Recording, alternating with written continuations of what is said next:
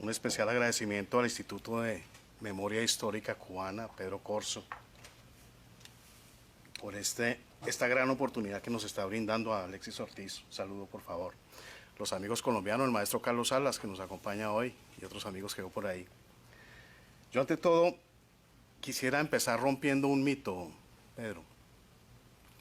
Las FARC no nacen de movimientos sociales, no nacen de la necesidad del pueblo por justicia social.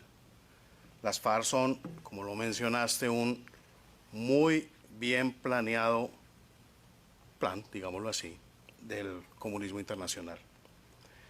Que las FARC, como casi todas las guerrillas marxistas de Colombia y Latinoamérica, son creadas por el Partido Comunista.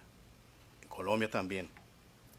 Eso es algo que hay que tener muy en claro cuando hablemos de FARC, porque es lo que están en este momento hablando en La Habana, de que están reivindicando la justicia social, la igualdad, están representando a los pobres. Nada de eso es cierto.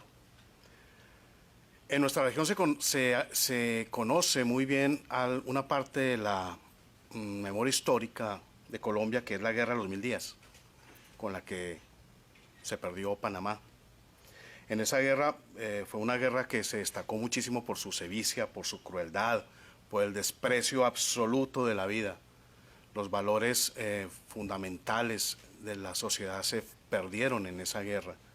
Y esa guerra la han tratado de coger estos marxistas como el principio de su propia historia. Esta guerra es muy importante tenerla en cuenta en nuestra historia. En esa época estaba el Partido Liberal, el Partido Conservador. Ciertamente hubo un enfrentamiento entre estos dos partidos. Hay una época en Colombia que se conoce como la época de la violencia, donde es otro mito, no es una guerra partidista. La guerra partidista tal vez fue esta de la guerra de los 1000 días. En esta guerra, el Partido Liberal, la guerra de los 1000 días, empieza a ser arrastrado el partido hacia lo que podría ser las primeras fases del establecimiento de esta idea falsa de la lucha de clases en Colombia. Hay un presidente militar en Colombia que es muy famoso entre los historiadores, pero no se enseña mucho en las escuelas, porque la educación también ha sido tomada por el marxismo, que fue el general Rafael Reyes. Él ciertamente llevó a Colombia hacia un progreso nunca antes visto. El general Reyes, la historia lo desconoce, la historia enseñada en los colegios y en las universidades lo desconoce. Él era un militar, como bien lo dice el general Reyes, y él se preocupó mucho por la educación en Colombia. Llevó una misión a Colombia que era la misión chilena. Hizo grandes obras de infraestructura, abrió a Colombia al mercado internacional, a las inversiones extranjeras. Había una facción, estoy hablando de los años 20, una facción que se llamaba los civilistas, que se asustaron muchísimo con el éxito del general Reyes y del progreso nunca antes visto en Colombia, y empezaron a acusarlo de que tenía intereses particulares, de que tenía negocios privados, de que estaba metiendo a su familia. Lo mismo de siempre, es la clase política la que ha generado este tipo de cosas. Y esta clase política logra vencer a Reyes, haciéndole creer a los colombianos, mediante el manejo de la gran prensa que ya estaba en manos de los movimientos socialistas, haciéndole creer que los militares eran un grave peligro para el país. Desde esa época se ha sabido que los militares son la talanquera para las ideas socialistas, para el comunismo, y tienen que derrotarlo. Y se empezó a derrotar en Colombia en el sector de la educación. Por eso hoy en día, ya vamos a entender por qué mencionamos esto. Entonces, desde 1909, que fue la época de Rafael Reyes, hasta los años 40, el gobierno, los militares no gozaron de mucha simpatía, mucha popularidad. Eran vistos con miedo, con recelo, si bien antes, digamos, en las zonas rurales del país, que Colombia está dividido por grandes cordilleras, es muy difícil tener acceso a todas las regiones, aún hoy. Si bien antes los problemas en las regiones eran resueltos por el ejército, la gente ya empezaba a acudir a la iglesia, que también después fue utilizada por los marxistas para adoctrinar a los colombianos. Llegaban los propietarios, los ganaderos, los agricultores, los mismos civiles a la iglesia, que resolviera los problemas que debería resolver la justicia. Después de Reyes, los gobiernos fueron reduciendo su gasto militar. Decían que no era importante tener un ejército. Y estamos hablando del año 1919, una fecha muy importante. Se realiza en Bogotá el primer Congreso Obrero del Partido Socialista. Ojo, 1919. Movimiento abiertamente marxista que se empeñó en fusionarse con el Partido Liberal desde esa época bajo un lema que hoy perdura, que es vencer o morir. Y usaban la bandera roja famosa del marxismo. El principal enemigo en esa época del Partido Socialista colombiano fue el Partido Conservador y la Iglesia Católica, obviamente. En un muy interesante libro que está en manos del amigo Pedro Corso, del doctor Fernando Vargas, recopiló algunos documentos y nos cuenta que en esos días de 1919 apareció un ruso llamado Silvestre Sawitsky, que montó como fachada un taller de tintorería que usó para adoctrinar en el marxismo a jóvenes del Partido Liberal, y allí dictó cátedra en la vida nacional a personajes que eran jóvenes, pues que sean después muy importantes, como, ojo estos nombres: Alberto Lleras Camargo, Felipe Lleras Camargo, José Mar, Gabriel Turbay, Luis Tejada y otros. Con dineros de los cuales imaginamos su procedencia, este ruso imprimió 30.000 ejemplares del panfleto que se llamaba 21 Condiciones de Lenin, 1919. Aunque en la clase política colombiana se veía con temor el belicismo, por ejemplo, de Venezuela, de Ecuador, del mismo Perú, los problemas internos de esos países hicieron que la clase política se sintiera relajada, tranquila, que no tenemos ningún problema con nada, entonces no hay que invertir en el gasto militar, no hay que hacer absolutamente nada de eso. Entonces gozó de unos años que fueron como relativamente tranquilos en Colombia. No hubo necesidad de aumentar la tropa, aparte de una pequeña rebelión de un grupo indígena, Quintín Lame, pues, y una banda venezolana que entraba a La Guajira a intoxicar indígenas, pues, y llevarlos como esclavos a sus haciendas en Venezuela, pues no pasó absolutamente nada. El propósito de la clase política en ese momento, ya desde esos años, era destruir anímicamente el ejército, cosa que logró relativamente fácil. La moral del ejército entró en total picada, los años dorados de la época de General Reyes se olvidaron, y en el 24, por ejemplo, en el año 1924, para darles una idea de qué ejército tenía Colombia, teníamos 300 hombres, 50 caballos y 70 sillas de montar. No había nada más, era una vergüenza. No había profesionalismo, no había absolutamente nada. En ese año de 1924 sucede otra cosa. Un grupo de oficiales, de jóvenes oficiales, se queja por la disparidad de salarios con otros servidores públicos como los maestros, y hace un conato, una protesta, no fue conato de golpe de Estado, fue una protesta que fue inmediatamente resuelto. Se enviaron los oficiales a lugares lejanos del país y se acabó el problema. 1924. En 1919 hay un congreso socialista. En el 24 se realiza la primera asamblea comunista en Bogotá. De ahí salió otra reunión también en Bogotá, donde los bolcheviques, ojo a los nombres, José Mar, Diego Mejía, Moisés Prieto y Hernando de la Calle, tío de Humberto de la Calle Lombana, actual dirigente de la mesa de negociaciones en La Habana. Esto es de familia.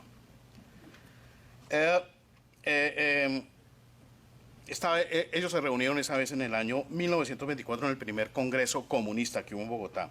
Obviamente la táctica de ellos era no usar el nombre comunista, sino socialista. Ellos lo dicen en un texto, abro comillas: el Partido Socialista Revolucionario de Colombia adoptó el enunciado que expresa una idea genérica de revolucionarismo. En lugar de usar el nombre de combate comunista, por táctica de lucha se estimó la conveniencia de atraer las masas con enunciado en ellas familiar, y se convino en el hecho tácito de que la denominación socialista revolucionario, siempre y cuando las bases esenciales sean marxistas, no desvirtúa la tendencia de finalidad integralista. Y definen que la organización sindical y que la política del proletariado colombiano y que se levantara todo eso sobre las bases del marxismo, leninismo.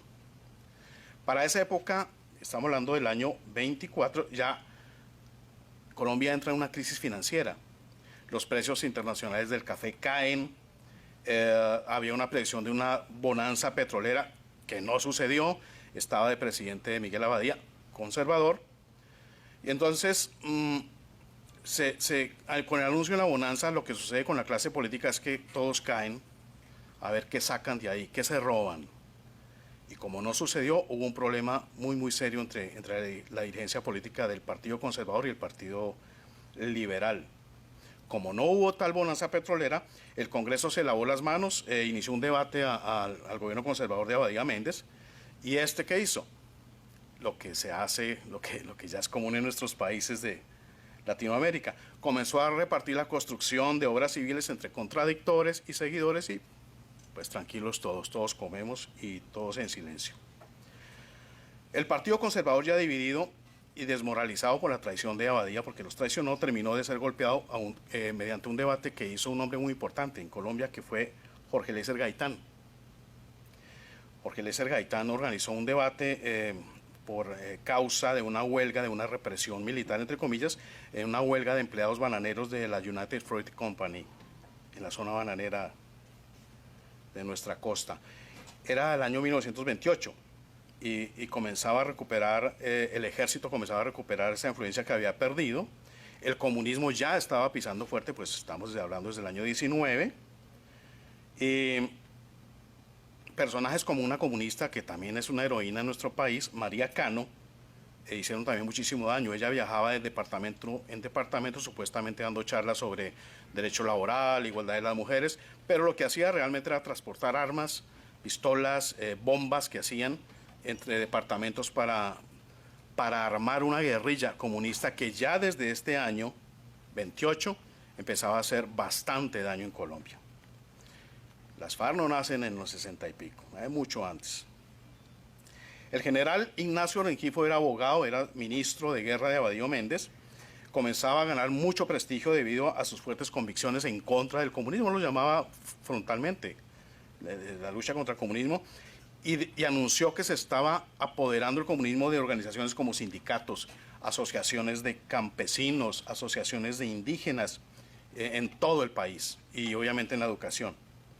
En el año 27, un año antes de esta masacre, que ya veremos qué masacre es de las bananeras, el general Rengifo alerta sobre el accionar del Partido Socialista Revolucionario, que ya vimos que era el nombre disfrazado para decir que en realidad eran comunistas.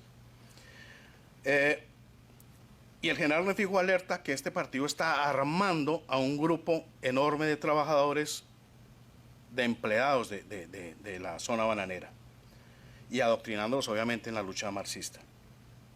Los comunistas logran reunir cerca de $100.000 de la época para hacer la revolución en Colombia, teniendo como foco principal de partida la zona bananera. Hacia allá fluyeron armas, bombas y toda clase de ayuda del exterior. Aprovechando la recesión de los años 20, los comunistas aglutinados en este partido revolucionario socialista empezaban a ganar simpatías entre los trabajadores, hablaban de la explotación, de la lucha de clases, de que el mundo se dividía entre explotados y explotadores y que había que combatir eso, y comenzó a apoderarse del Partido Liberal ya muy de frente y a ganarse esos adeptos necesarios para lo que ellos tenían planeado, que era desatar la violencia en el país. El general Rengifo era muy consciente de estos planes de los bolcheviques, muy consciente, los tenía muy claros, y sabía que ellos buscaban desestabilizar Colombia y toda la región, debido precisamente a la posición geoestratégica favorable que tiene nuestro país. Alertó por todos los medios sobre el peligro que se cernía sobre el país y alertó que eran planes de la internacional comunista, pero las élites no creyeron o se hicieron los oídos sordos, pues conveniencias. Por el contrario, esta clase política acusó al general Rengifo de estar ganando adeptos políticos usando su cargo de ministro y inventando informaciones que no eran ciertas. Eso dijo la clase política. Y había unas circunstancias en Venezuela donde estaba un dictador que era José Vicente Gómez, militar, y había hecho muchos desmanes allá. Entonces asustaron a los colombianos diciendo que un militar haría en Colombia lo que José Vicente Gómez estaba haciendo en Venezuela. Pero Rengifo gozaba de apoyo popular. Entonces, ¿qué hizo la prensa? ¿Qué hizo el comunismo? Se alió con la prensa liberal, pues que era la única, era El Espectador y El Tiempo, y entre ambos lanzaron una campaña de desprestigio. Eso es vieja táctica de ellos. Esa campaña llegó al punto más alto con esta masacre, la famosa masacre de las bananeras, que sí hubo un manejo desacertado por parte del ejército, pero no fue la matanza que anunciaron ellos. Ese hecho fue aprovechado, ese hecho fue planeado por el comunismo y fue aprovechado por el comunismo y sus aliados en la prensa, de tal manera que publicaron que la cantidad de muertos había ascendido a más de 1000. Hasta hoy en día ese desafortunado episodio se conoce como la masacre de las bananeras y ha sido sobredimensionado por Gabriel García Márquez, muy amigo de Fidel Castro, muy financiador de guerrillas en Colombia, como la del M-19. Pues ya está muerto. Entonces, esos hechos fueron sobredimensionados por personas como estas y ha sido también un hecho manipulado por los comunistas, que lograron mediante violentas acciones de los trabajadores la reacción del ejército. Estaba planeado, todo estaba absolutamente planeado. Eso era lo que buscaba el comunismo. Y eso sería un ejercicio, un ensayo para lo que sucedería años más tarde con el asesinato también por parte de Fidel Castro de Jorge Eliezer Gaitán. Casi al igual que hoy la opinión pública de la época es engañada mediante los grandes medios de comunicación. En esa época entonces El Tiempo y El Espectador hablaron de que era una espantosa masacre del ejército contra humildes y desarmados trabajadores. Estaban armados. Para colmo de males, unos estudiantes, hubo 7 muertos nomás, no 1000. Hubo 7 muertos. Para colmo de males, un grupo de estudiantes pertenecientes a la oligarquía bogotana, en solidaridad con lo que realmente creían que había sido una matanza, buscando también réditos políticos, se lanzaron a las calles, hubo un problema con la policía, entre ellos estaba un muchacho que se llama Gonzalo Bravo Pérez, estudiante universitario, hijo de un acaudalado empresario pastuso, además amigo personal del presidente Abadía. Y la manifestación se salió de control, la policía disparó contra los estudiantes y cayó muerto este estudiante Bravo Pérez, cuya muerte es usada hoy en día como símbolo del martirologio de la lucha de clases. Debido a que el estudiante pertenecía a la élite, organizaron en el Gun Club, un club muy prestante en Bogotá, el ultimátum al presidente Abadía, quien estaba aterrado porque un movimiento similar había derrocado al general Reyes. Así que retiró la policía de las calles, acuarteló al ejército y los miembros del comunismo, pues ya vimos que adoctrinados por el comunismo, los miembros de la alta clase dirigente en el país, le exigieron a Abadía el retiro inmediato del general Rengifo. Y él los entregó. Rengifo también estaba acosado por Jorge Eliezer Gaitán, quien, buscando también réditos políticos, cometió el error de acusar infamemente al general por una masacre inexistente. Y el general pues fue destituido de inmediato. El general, el Ministerio de Guerra pasó por primera vez a manos de un civil, que aprovechó nuevamente para reducir el gasto militar, para quitar la dotación, etc. Viene un personaje boyacense, Enrique Olaya Herrera, que fue usado por el comunismo también internacional en contra del ejército. En diciembre 13 de 1929 se reunieron en las oficinas del Tiempo ilustres miembros devotos del socialismo. Estaban Eduardo Santos, que sería presidente de Colombia, tío abuelo de Juan Manuel Santos, Gabriel Turbay, Francisco José Chaus, Roberto Botero Saldarriaga, Luis Cano, del Espectador, Luis Nieto Caballero, y Turbay representaba a un grupo de académicos de la Universidad Externado de Colombia que desde las mismas aulas del claustro había divulgado un manifiesto de adhesión al Partido Comunista. En un caso de Colombia, que es el caso del coronel Plazas Vega, el magistrado que hizo salvamento de votos, Luis Darío Lara, dice que eso evidentemente fue un complot, está hablando del tema del Palacio de Justicia, fue un complot de la Universidad Externado. Ya sabemos por qué, tiene sus raíces. Las condiciones estaban dadas para que el Partido Liberal, con el apoyo de los comunistas, llegara al poder. Y al otro día, el 14 de diciembre del 29, el tiempo le impone a los colombianos la candidatura de Enrique Olaya Herrera. Él llega al poder en el año 30 apoyado por los movimientos comunistas, que seguro ya el triunfo de Olaya salieron del anonimato. Una de las condiciones fue que lo apoyaban, pero Olaya Herrera tendría que darles la personería jurídica, cosa que hizo. Y la alianza del Partido Comunista con el Partido Liberal, ya infectado por el bolcheviquismo y animado por las ideas de Haya de la Torre, el amigo peruano, lograron subir al poder a Enrique Olaya Herrera, terminando más de 40 años de hegemonía conservadora. Pero esa alianza desencadenó una serie de violencia que nunca se ha vuelto a ver en el país. López Pumarejo sería el siguiente presidente después de Olaya, el padre Alfonso López Pumarejo, de los dueños de Michelsen, de los dueños de Revista Semana. López Pumarejo, delegado presidencial y quien sería el próximo presidente, va a arreglar un problema que es el diferendo con el Perú.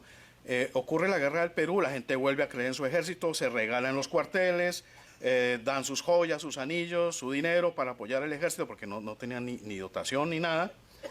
Y surge otra vez el ejército como gran héroe, está ganando la guerra contra el Perú y como lo que buscaba Olaya Herrera, lo que buscaban los bolcheviques, lo que buscaba el Partido Liberal era minar al ejército, pues arreglaron diplomáticamente el problema con el Perú. López Pumarejo viaja hasta Perú a negociar la paz. Los conservadores vieron esto un gesto de debilidad, protestaron por la asistencia del gobierno colombiano a Río de Janeiro, donde se firmó ese acuerdo. Se está ganando la guerra y se va a conciliar. Y bueno, entonces el gobierno de Olaya fue continuado por otro comunista, que es Alfonso López Pumarejo. Su hijo, Alfonso López Michelsen, funda el Movimiento Revolucionario Liberal, financiado por Fidel Castro. Ahí también hubo un fraude electoral que fue llamado en esa época Concentración Nacional, donde dividieron el Partido Conservador y llega al gobierno López Pumarejo. Luego llega Eduardo Santos, que hizo exactamente lo mismo, apoyó todos los grupos comunistas que ya estaban funcionando abiertamente en el país. Durante la segunda presidencia de López Pumarejo, que vuelve a ser presidente, asume Alberto Lleras Camargo, lo mencionamos. Estaba en la primera reunión socialista, cuando era muy joven. Asume este señor, Alberto Lleras, y el Partido Liberal se divide para las nuevas elecciones con dos candidatos fuertes, Gabriel Turbay y Jorge Eliezer Gaitán. Debido a la división, gana la presidencia Mariano Ospina Pérez y llega el año 48, cuando Gaitán, ansioso de ser presidente, con amplio respaldo popular, había hecho alianzas con el Partido Comunista.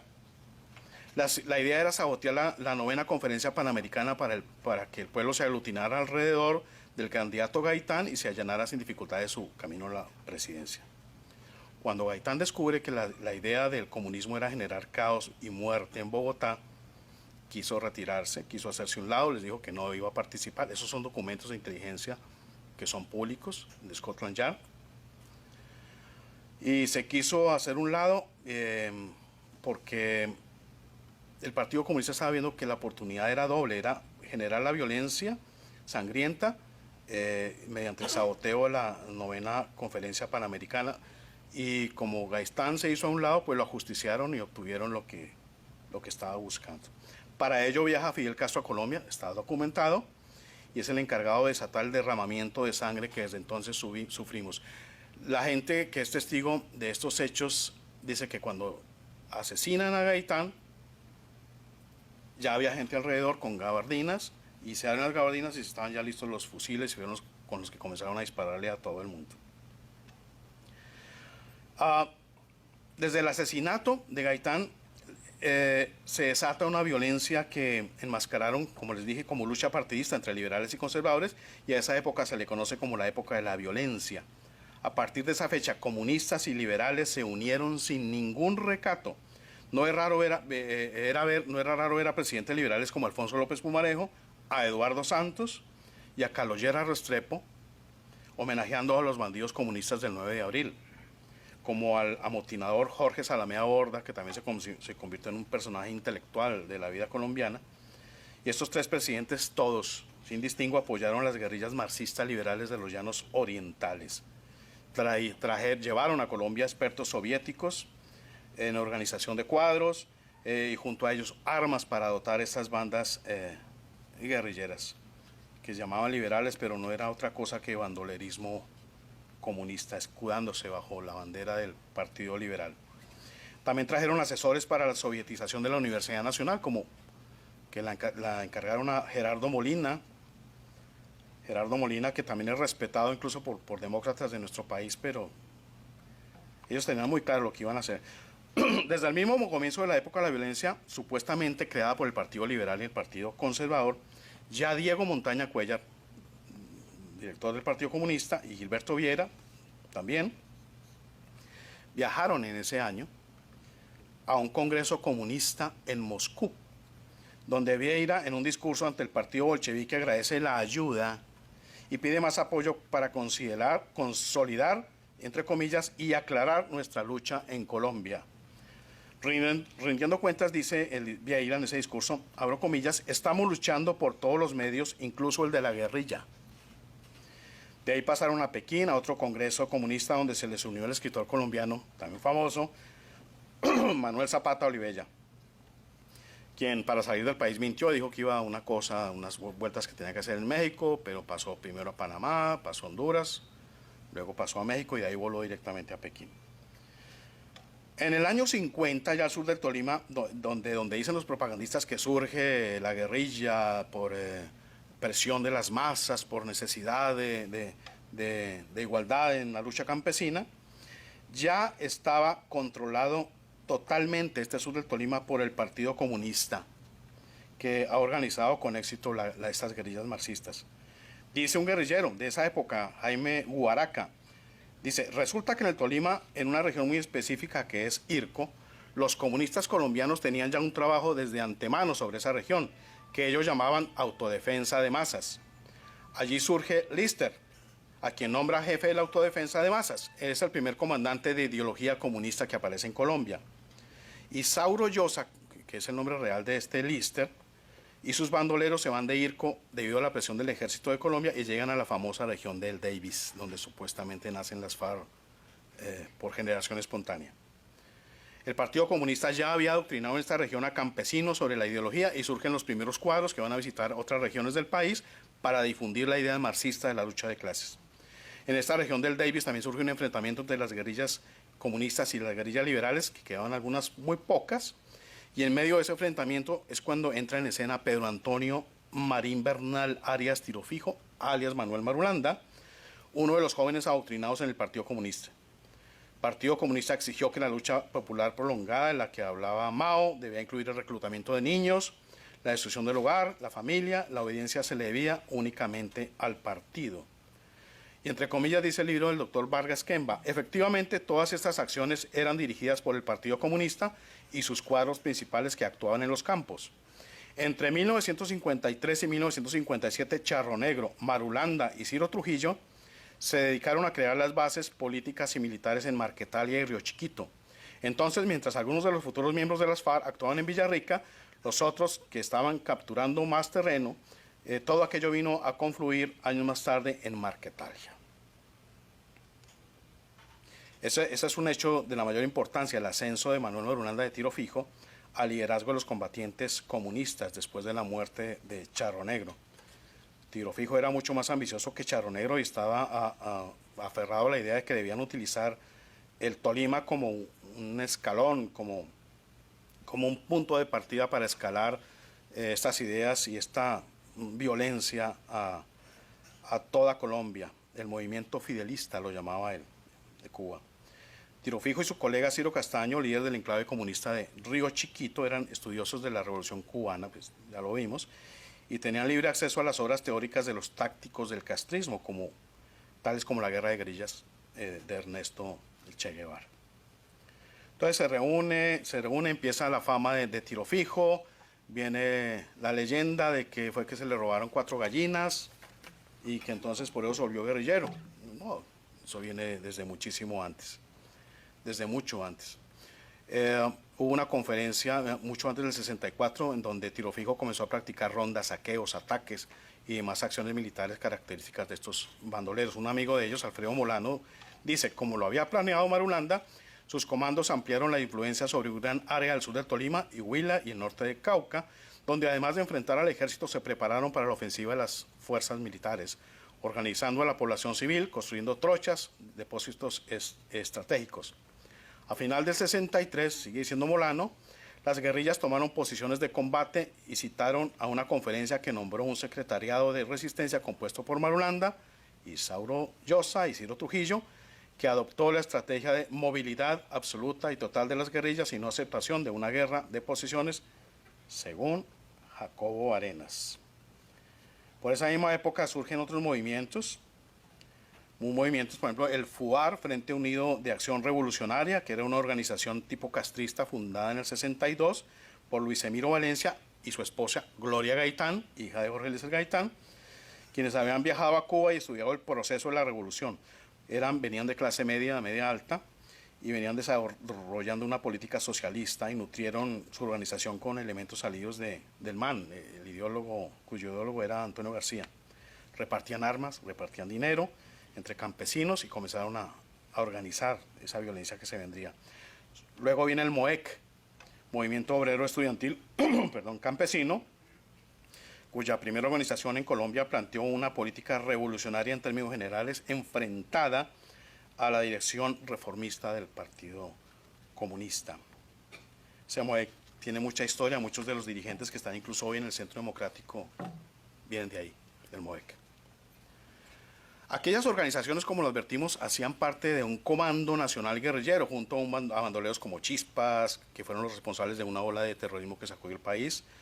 El 14 de noviembre del 61 se descubre en el barrio Las Cruces de Bogotá, en el 61, antes del supuesto nacimiento de FARC, una fábrica clandestina de bombas. Era uno de los tantos inclinates, era mucho inclinato allá en esa zona, y unos detectives del DAS, de F2, dieron con un centro revolucionario en donde encontraron varios kilos de dinamita, armas, pilas, relojes, residuos metálicos, propaganda abundante, y eso fue uno de los primeros golpes publicitarios que se le dio a esta ola terrorista en el mes de mayo. Para no alargarnos más en esta triste historia de Colombia, avancemos unas décadas, vamos hasta la Constitución del 91. Antes del 91, un poco antes, como ya dijimos, el comunismo estaba aliado con el Partido Liberal, colocó varios presidentes aliados a sus ideas bolcheviques y también ya tenían altos oficiales en las fuerzas militares. Siendo presidente el conservador Guillermo León Valencia, le correspondió combatir a las nacientes FARC, que nació en el 63, ya comandadas por Manuel Marulanda Vélez, alias Tiro Fijo, matón a sueldo, encargado de organizar esa banda terrorista. A punto de ser exterminados, los guerrilleros contaron con los buenos oficios de un general ya desde esa época, procomunista, que les avisó en bombardeo y se salvaron. Después de eso, las guerrillas gozaron de los afectos y apoyos de casi todos los presidentes de la época. Carlos Lleras, que apoyó mucho las FARC, Misael Pastrana Borrero, amigo de las FARC y el ELN, Alfonso López Michelsen, total ELN. Llega Turbay Ayala, nada que ver con el Gabriel Turbay que mencionamos, y combate abiertamente en la subversión. Viene Belisario Betancur, socialista bajo el disfraz del Partido Conservador, indultó a todos los guerrilleros que había puesto presos Turbay Ayala, lo que hizo Santos, y los saca de las cárceles y los llama a conversar, a hacer un diálogo de paz, y ya estaban vencidos. Gracias a él salieron de las cárceles todos los bandidos, las calles se llenaron de violencia, y fue durante ese gobierno que sucede el tema del Palacio de Justicia. Después viene el poder Vigilio Barco, un hombre que combatió a los bandidos, pero tenía una enfermedad, era Alzheimer. Estuvo incapacitado para gobernar, cosa que aprovecharon sus consejeros para seguir haciendo lo que estaban haciendo, era apoyando todas estas bandas comunistas, y aparece César Gaviria Trujillo, que durante la época de Belisario Betancur es el primero que inicia un juicio político a los militares. O sea, ocurren los hechos del Palacio de Justicia por parte de la guerrilla marxista del M-19, y a los pocos días César Gaviria llama a juicio político a los generales del ejército colombiano. César Gaviria. Después de la muerte de Luis Carlos Galán, toma la vocería de ese partido, llega a ser presidente y es el encargado de convocar una Asamblea Nacional Constituyente acomodada a la banda terrorista del M-19 y a algunos miembros de las FARC y el ELN y el EPL, que también fueron indultados por Belisario. Hace una Asamblea Nacional Constituyente acomodada a este grupo de narcoterroristas del M-19, que fueron los mismos que se tomaron el Palacio de Justicia. Todo esto coincide con un evento de mucha importancia del año 91, y en eso no guardo yo ninguna duda, mi querido Pedro, que es lo que sucede en Venezuela hoy, lo que sucede en Argentina, lo que sucede en Chile, lo que sucede en Colombia, en Perú, en Ecuador, en Brasil. Tiene un sello inconfundible que es el Foro de Sao Paulo. Muchos han escuchado esta organización, pero pocos saben acerca de su real peligrosidad. Y bueno, quiero coger unos minutos para explicarles que es creado en 1990 por Fidel Castro, con el propósito de ser un aparato unificador del comunismo en toda América Latina, y su intención fue dar nuevo aliento al régimen comunista de Cuba tras la caída del muro de Berlín y el descenso en picada de la Unión Soviética. La idea de 1990 era tomar inicialmente el control de dos países, Venezuela y Brasil, muy ricos, poderosos en Latinoamérica, pero desde allí financiar la rendición del resto de América Latina a los pies del castrocomunismo. Siendo el Foro de Sao Paulo una organización, necesita dentro de cada país, eso lo dijeron ellos, el apoyo resuelto de organizaciones no gubernamentales, que son las que brindan este músculo político y que a su vez son apoyadas por organizaciones internacionales con apariencia de legalidad.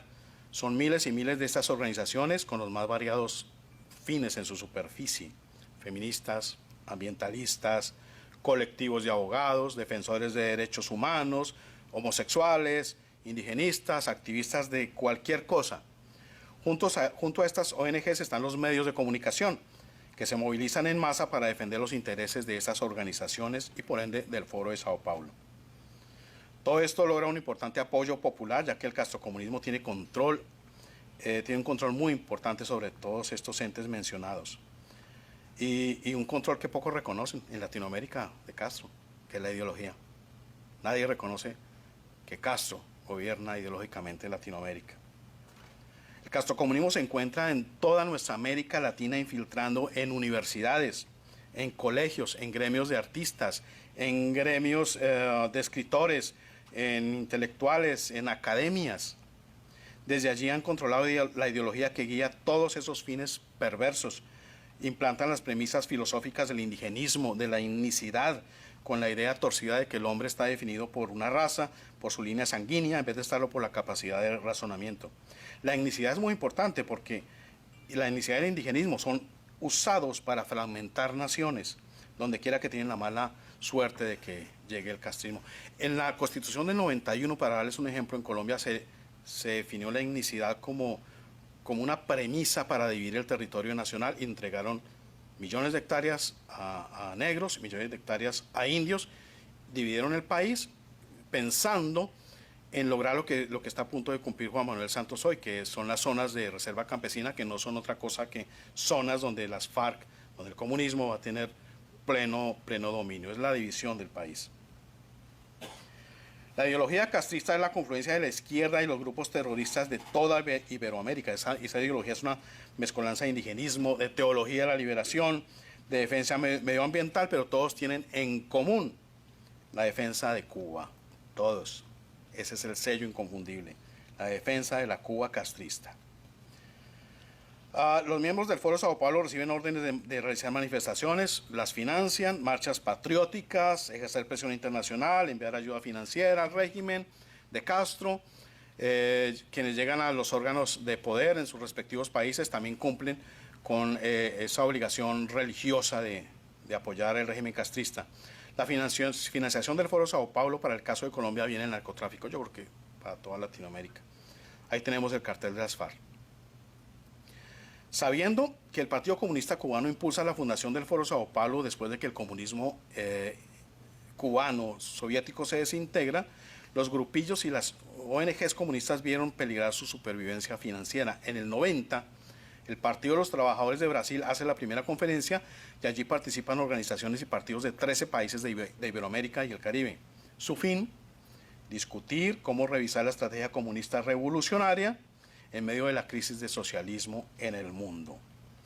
Al principio el Foro de Sao Paulo era algo así como un frente patriótico encargado de proponer acciones, pero en poco tiempo Castro consolidó el foro como una estructura de mando bien centralizada, encabezada por los más peligrosos grupos terroristas de América Latina. Las FARC forman parte del Foro de Sao Paulo, el M-19 por supuesto. Antes del 91 se elaboraron los estatutos y se eligieron los directivos. Miren, Partido Comunista de Cuba, Partido de los Trabajadores de Brasil, Frente Farabundo Martí de Liberación Nacional de El Salvador, Movimiento Bolivia Libre, Partido de la Revolución Democrática de México, Tupamaros de Uruguay. En el 92 entró la Unión Revolucionaria Nacional de Guatemala, que es un grupo de terroristas que siguen las ideas de Sendero Luminoso. En el 95, a la dirección del foro, se sumaron los grupos narcoterroristas de Colombia, FARC, ELN, M-19. 95, donde supuestamente estaba desmovilizado ya el M. El Partido Laborista de Dominica, el Partido Revolucionario Democrático de Panamá y bueno, muchos otros. El Foro Sao Paulo tiene una agenda que es la que dirige las conversaciones de paz, entre comillas, entre el gobierno de Santos y la guerrilla narcoterrorista de las FARC. Eso está controlado, por eso se hace en Cuba. La agenda del Foro Sao Paulo, definida desde el 90, incluye cosas como estas. Trabajar por la soberanía limitada. ¿Qué quiere decir eso? Que por encima de la determinación de cada país debe haber organizaciones supranacionales que están por encima de las decisiones de cada nación. Por eso tenemos todas estas organizaciones, incluso la OEA ha servido para eso, donde las decisiones de cada país siempre han estado controladas por ellos desde allá. Se les llama redefiniendo la soberanía, que dice entre comillas lo siguiente: la soberanía no debe ser un escudo, dice el Foro de Sao Paulo, no debe ser un escudo detrás del cual los gobiernos o grupos armados, ejército, se puedan esconder.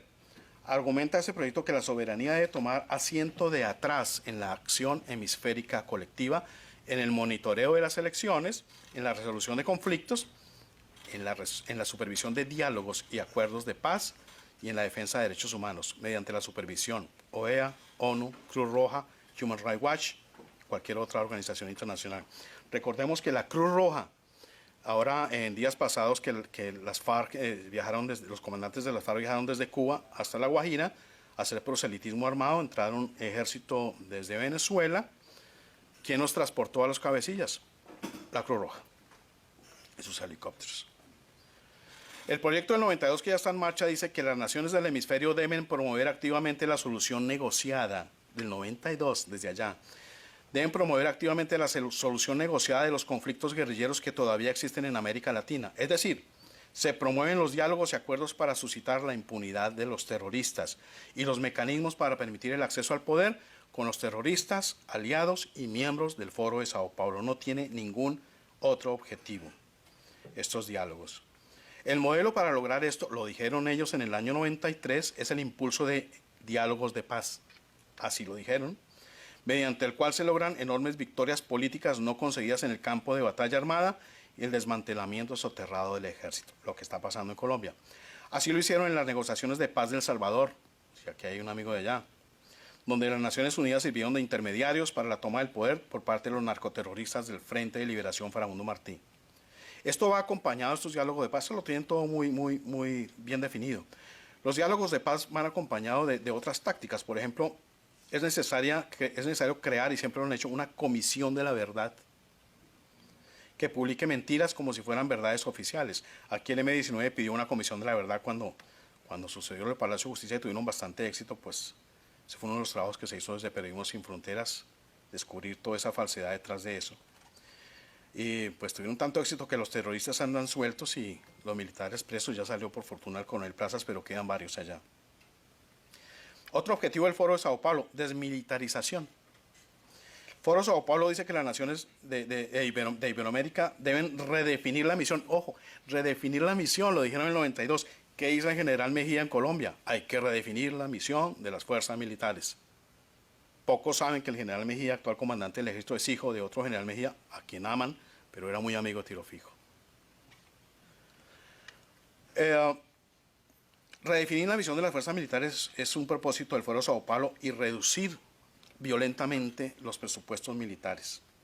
Esto al tiempo que se deben reeducar a los militares, introducirlos en la ideología marxista, y por eso es que vemos a personajes como Alejo Vargas, Gonzalo Sánchez, León Valencia, incluso militares como el mismo general Mejía, y otros de la misma especie dando clases a los nuevos oficiales de nuestro ejército.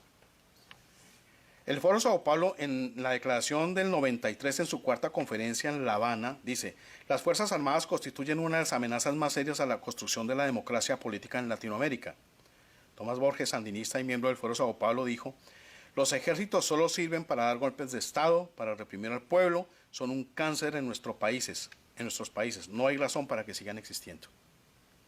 Lula da Silva, que es admirado no sé por qué por el señor Capriles, dice en el 94: creo que ya tenemos suficientes fuerzas armadas en el mundo. Lula da Silva fue de los fundadores también del Foro Sao Paulo. Tenemos que disminuir el aparato militar. Apoyan también la legalización de las drogas, ya lo dijimos que apoyan el régimen de Castro. Bueno, entonces ya vemos lo que hay detrás de los diálogos de La Habana. Dicen los propagandistas del Foro Sao Paulo que los candidatos de izquierda no buscan usar la democracia como una vía para el socialismo. Preguntémosle a Venezuela si esto es cierto. Preguntémosle a Colombia. Los guerrilleros que tenemos hoy en Colombia son campesinos y políticos de día, mientras que en la oscuridad siguen amenazando la seguridad de Colombia, planeando atentados, traficando con coltán, con coca, ordenando asesinatos selectivos. El coronel Mejía, hoy preso, me lo manifestó y lo dijo en una conferencia, en una entrevista que le cortaron.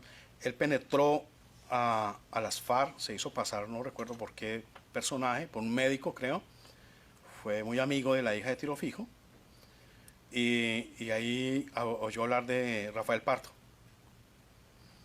La hija de Tiro Fijo le dijo, narra al coronel Mejía, que dijo, él no está al servicio de las FARC, él forma parte de las FARC. Y Rafael Pardo hoy en día anda como fue el ministro de Defensa también durante la época de Gaviria, facilitador de diálogos con M-19, facilitador de diálogos ahora con las FARC. Es algo increíble lo que sucede en Colombia. En el 91 también se crea la Fiscalía General de la Nación con la Constitución, y una de las condiciones del M-19 y del parte del ELN y de las FARC era integrar la Fiscalía. Dijeron, listo, nos desmovilizamos, pero los nombraron. ¿Y qué ha hecho la Fiscalía desde entonces? Perseguir militares, encarcelar oposición. Eso ha sido la Fiscalía en toda su historia, desde el 91. Todo lo tienen perfectamente planeado. Enrique Santos, hermano del presidente actual, como miembro del M-19, en la sombra fue de sus creadores, se encargó de utilizar las páginas del Tiempo para hacer propaganda de las actividades terroristas de esa banda, cosa en la que también ayudó otro diario que era El Bogotano, dirigido por Consuelo Montejo, que también le guardaba armas al M-19, subversiva, patrocinadora de delincuentes esta señora. Hay amigos de Consuelo Montejo también en el Centro Democrático, y lo digo sin una vergüenza, el señor Valverde. Y el señor Valverde lo sientan en la mesa del frente, junto a Uribe, y por Dios, él viene de esta escuela de Consuelo Montejo. El Centro Democrático tiene a Eber Bustamante, de los peores asesinos, dicho por inteligencia militar, del M-19, senador del Centro Democrático. Es increíble, es increíble. Esta estrategia mediática logra el efecto deseado por los bandidos, que es engañar a la opinión pública y conseguir el respaldo popular a las fechorías demenciales en esa época que fue el M-19. Cada vez que el M-19 asesinaba a militares, la prensa lo titulaba como si fuera un logro de la justicia social, y el público pues fue cogiéndole cariño y aplaudía con frenesí cada masacre de estos infames. Por eso es que la gran prensa, si ya sabemos desde la época del año 19 vienen apoyando a los comunistas, pues sabemos que la gran prensa nunca va a decirle a los colombianos la verdad, pues que la gran prensa se ensaña contra militares como el general Arias, contra el mismo coronel Plazas, contra el general Rito Alejo del Río, que hay que nombrarlo. Y no solamente la gran prensa, la justicia también secuestrada por los grupos terroristas, que fingieron su desmovilización. Yo tengo documentos de inteligencia del año 94, donde supuestamente ya estaba desmovilizado el M-19, y hay una reunión donde acuden todos estos bandidos, incluido Eber Bustamante, Navarro Wolf, que ya era ministro, y dicen que las armas del ejército, dice Navarro Wolf textualmente, las armas del ejército serán del M-19 algún día. Y se definen mecanismos de que los sueldos de ellos, de que la plata para financiar las los milicianos, que los milicianos del M-19 están en todas las universidades, todavía se reúnen, hay grupos, es una religión eso. Ellos siguen siendo financiados, el M-19 no se ha desmovilizado. Entonces, las FARC no son una banda que se haya desviado, mis queridos amigos, de los propósitos altruistas. Son instrumentos, las FARC, del comunismo para la toma plena del poder.